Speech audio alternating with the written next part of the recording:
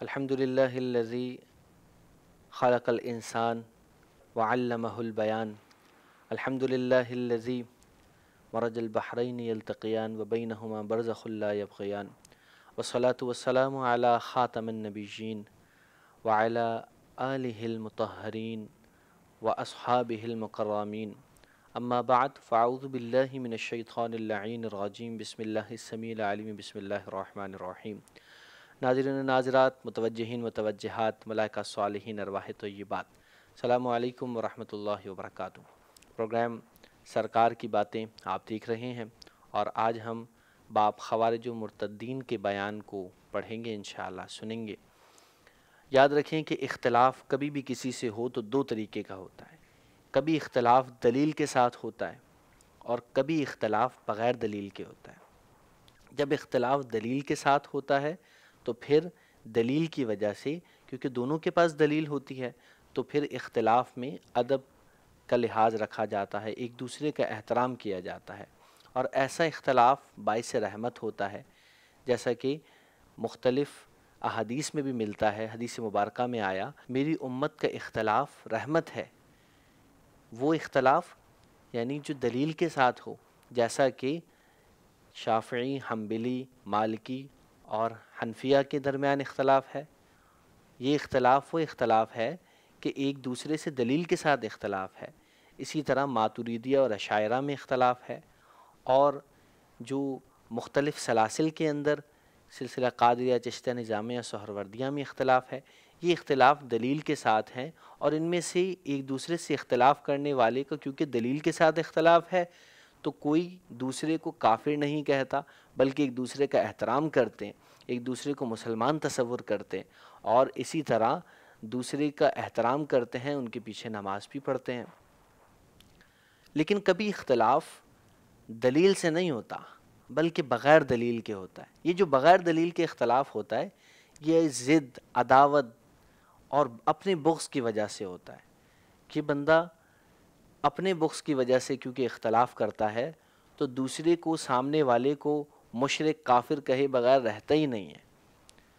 نبی کریم صلی اللہ علیہ وسلم نے اس اختلاف سے کے بارے میں حضور نے آگاہ کیا، اور اسی اختلاف کے بارے میں قرآن مجید نے منع فرمایا۔ اللہ کریم نے فرمایا وَاعْتَصِمُوا بِحَبْلِ اللَّهِ جَمِيعًا وَلَا تَفَرَّقُوا، اللہ کی رسی کو مضبوطی سے تھامے رکھو اور ہرگز فرقوں میں نہ پڑنا۔ اور رب کریم نے فرمایا اگر کبھی ایسا ہو جائے کہ تم مختلف گروہوں میں ہو جاؤ تو کرو فَإِن تَنَازَعْتُمْ فِي شَيْءٍ، اگر تم کسی چیز میں تنازع میں پڑ جاؤ، فَرُدُّوهُ إِلَى اللَّهِ وَالرَّسُولِ، تو تم اللہ رسول کی طرف لوٹو۔ تو آئیے حضور علیہ الصلاۃ والسلام کی بارگاہ میں چلتے ہیں اور حضور کی حدیث سنتے ہیں۔ عن ابی سعید الخدری، حضرت ابو سعید خدری رضی اللہ عنہ سے روایت ہے، عن رسول اللہ صلی اللہ علیہ وسلم، وہ آقا علیہ الصلاۃ والسلام سے روایت کرتے ہیں، قال، آقا علیہ الصلاۃ والسلام نے فرمایا، سیکون فی امتی اختلاف و فرقۃ، ان قریب میری امت میں کچھ اختلاف اور فرقے ہوں گے۔ قوم یحسنون القیلہ، اب یہاں بھی اختلاف فرمایا اور فرقے فرمایا، پھر فرمایا کہ قوم یحسنون القیلہ، کچھ لوگ ایسے ہوں گے جو باتیں بڑی اچھی کریں گے، بڑی میٹھی باتیں، وَيُسِيئُونَ الْفِعْلَ، لیکن ان کے عمل برے ہوں گے۔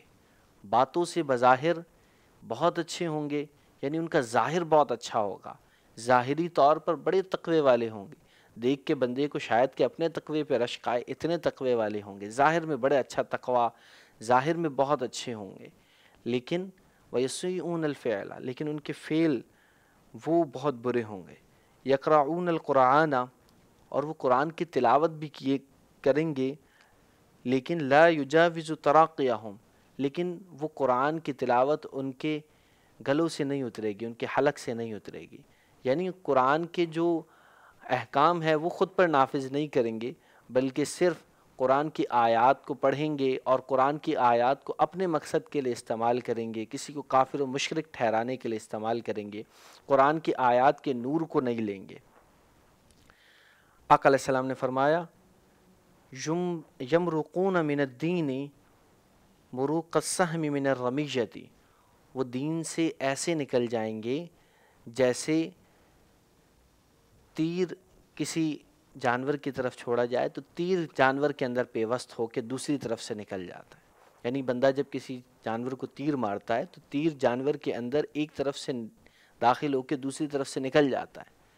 تو اسی طرح وہ دین میں داخل تو ہوئے تھے، لیکن وہ اپنے بغض اور عناد اور اپنی دشمنی اور ضد پہ رہنے کی وجہ سے، دوسرے کو کافر ٹھہرانے کی وجہ سے، دوسرے کو مشرک ٹھہرانے کی وجہ سے، اپنے ضد کی وجہ سے وہ دین سے نکل جائیں گے. آپ نے فرمایا لا یرجعون حتی یرتد علی فوقہ، وہ بدترین اور شریر ترین مخلوق ہوں گے. پھر حضور نے فرمایا طوبیٰ لمن قتلہم وقتلوہ، اس شخص کے لیے خوشخبری ہے جو قتل کرے ان کو اور وہ ظالم قتل کر دیں اس بندے کو، اس کے لیے خوشخبری ہے. یعنی بندہ ان سے جہاد کرے تو حضور نے ایسے شخص کے لیے خوشخبری ارشاد فرمائی.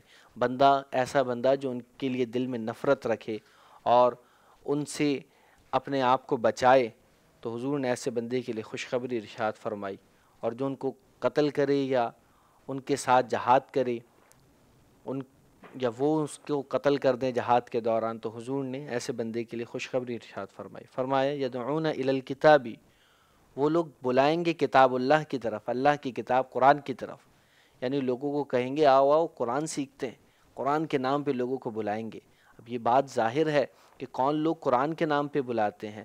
الحمدللہ اہل سنت جب عرس مناتے ہیں تو عرس کے نام پہ بلاتے ہیں، جب اہل سنت میلاد مناتے ہیں تو میلاد کے نام پہ بلاتے ہیں. جب قرآن سیکھنا ہو تو پھر قرآن کے نام سے مدرسے میں بندہ تعلیم حاصل کرتا ہے.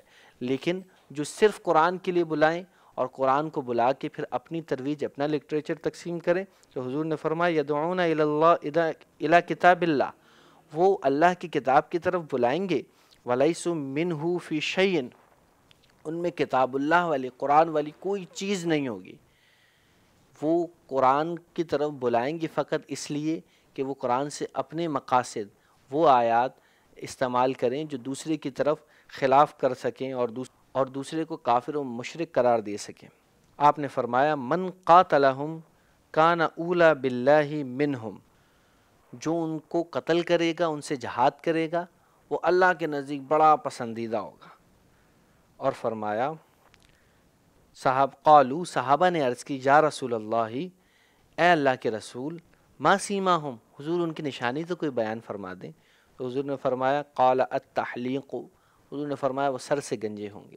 یعنی وہ ادب و احترام میں، حضور کے ادب میں، اولیاء اللہ کے ادب میں، قرآن کی تعظیم میں، ہر چیز کے ادب میں اس طرح دور ہو جائیں گے جیسے بندہ گنجا ہوتا ہے تو اس کے سر سے بال دور ہو جاتے ہیں.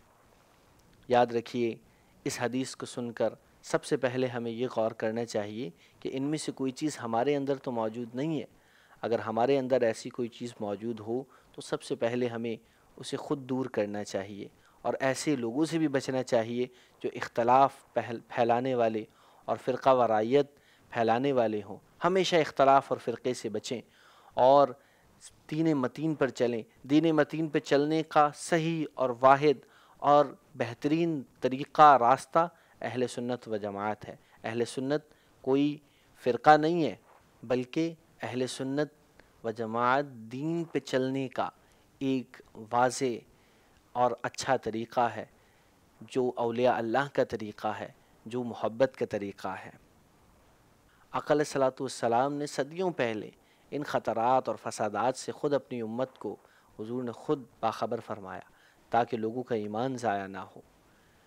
ناظرین کرام، یہ بدترین لوگ کون ہیں؟ یہ وہی لوگ ہیں جو حضرت مولا علی رضی اللہ عنہ کے دور میں ظاہر ہوئے خوارج کے طور پر، اور پھر یہ خیالات مختلف ناموں سے اور مختلف گروہوں کے اندر آج تک جاری ہیں. یہ وہی لوگ ہیں جو یزید پلید کے حامی تھے. یہ وہی لوگ ہیں جو امام حسین رضی اللہ عنہ کو باغی کہنے والے ہیں. یہ وہی لوگ ہیں جو عاشقوں کے خلاف انتہائی بدگو ہیں لیکن منافقین اور ظالمین کے ساتھ یہ بڑی محبت کرنے والے ہیں. ہمیں چاہیے کہ ہم خود کو ان سے ہر طور پر بچائیں اور سیدھے راستے کو اپنائیں۔ اللہ کریم سمجھنے کی ہمت و توفیق عطا فرمائے۔ وآخر دعوانا ان الحمدللہ رب العالمین۔